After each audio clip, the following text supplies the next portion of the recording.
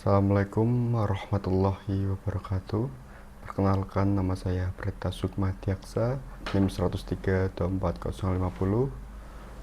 Program Studi Hukum Tata Negara kelas HTNB. Saya buat video ini guna untuk menyelesaikan tugas ujian akhir semester mata kuliah Fikih Jinayah tahun 2025. Saya akan menyampaikan beberapa materi, yaitu yang pertama adalah hudud 1 dan hudud 2. Pengertian dari hudud sendiri yaitu jarimah hudud adalah jarimah yang diancam dengan hukuman had. Hukuman had sendiri adalah hukuman yang telah ditetapkan oleh syara' dan menjadi milik hak Allah, yang mana hukuman ini tidak dapat digugat oleh manusia dan bersifat mengikat. Dasar hukum jarimah hudud sendiri adalah Al-Quran, hadis, dan ijma'.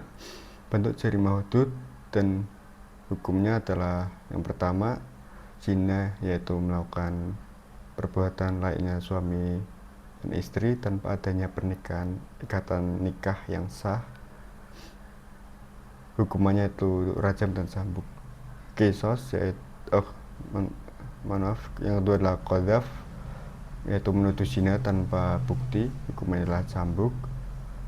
Ketiga adalah sarikoh, yaitu pencurian, hukumannya adalah potong tangan dengan syarat tertentu. Yang keempat adalah hirabah, yaitu perampokan bersenjata, hukumannya bervariasi, namun paling berat adalah hukuman mati. Yang kelima adalah ridhoh, yaitu murtad atau keluar dari agama Islam, hukumannya itu bisa beda-beda pendapat, tapi ada yang berpendapat bahwa hukumannya adalah hukuman mati. Yang keenam adalah buhoh, yaitu pembangkangan atau pemberontakan terhadap pemimpin yang sah.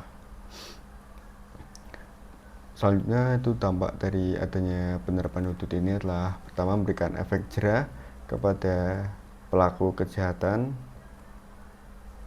Yang kedua yaitu memberikan rasa keamanan bagi masyarakat atau melindungi masyarakat dari tindak kriminalitas.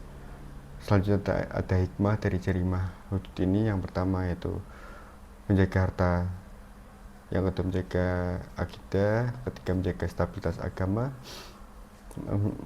menjaga stabilitas negara, yang keenam yaitu stabilitas negara, terus selanjutnya menegakkan keadilan dan ketertiban. Materi kedua yaitu adalah qisas dan diyat. Qisas sendiri adalah hukuman pembalasan yang sama dengan kejahatan yang telah dilakukan sesuai dengan syariat Islam. Contoh qisas sendiri adalah apabila ada pembunuhan, yaitu pelaku yang melakukan pembunuhan itu harus dibunuh karena sesuai dengan prinsip qisas dalam hukum Islam, yaitu mata ganti mata, gigi ganti gigi, dan nyawa ganti nyawa. Hukuman ini ditegakkan sebagai bentuk keadilan dan pembalasan yang setimpal. Dasar hukum qisas dan diyat sendiri yaitu ada Al-Quran, ijma', dan hadis. Dan Al-Quran itu ada di surat Al-Baqarah ayat 178.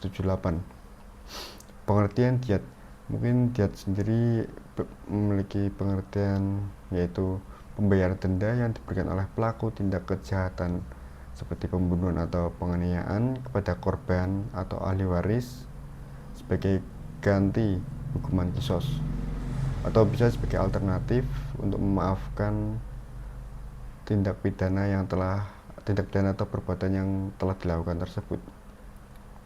Macam-macam diyat itu adalah satu, diyat mughaladoh, yaitu dalam kasus pembunuhan yang sengaja atau hampir sengaja, seperti pembunuhan di tanah haram atau bulan-bulan haram, maka diyatnya itu bisa berupa 100 ekor unta dengan rincian 30 ekor unta usia 3-4 tahun, 30 ekor unta usia 4-5 tahun, dan 40 ekor unta sedang bunting. Yang kedua adalah diyat muhafafah. Dalam kasus pembunuhan yang tidak sengaja atau pembunuhan yang terjadi di luar tanah haram, maka diyat yang dibayarkan itu tetap 100 unta namun dengan 3 jenis unta yang berbeda. Dengan pembayaran diet ini bisa diangsur selama 3 tahun. Selanjutnya mungkin ada diet untuk anggota tubuh. Kasus penganiayaan atau kerusakan anggota tubuh dihitung berdasarkan jenis kerusakan yang ditimbulkan. Misalnya 100 ekor unta itu untuk kerusakan anggota tubuh yang apa ya, yang berpasangan.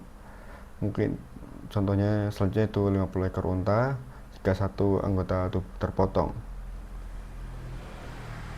Selanjutnya yaitu reformasi dan postfasi hukum Islam di Indonesia.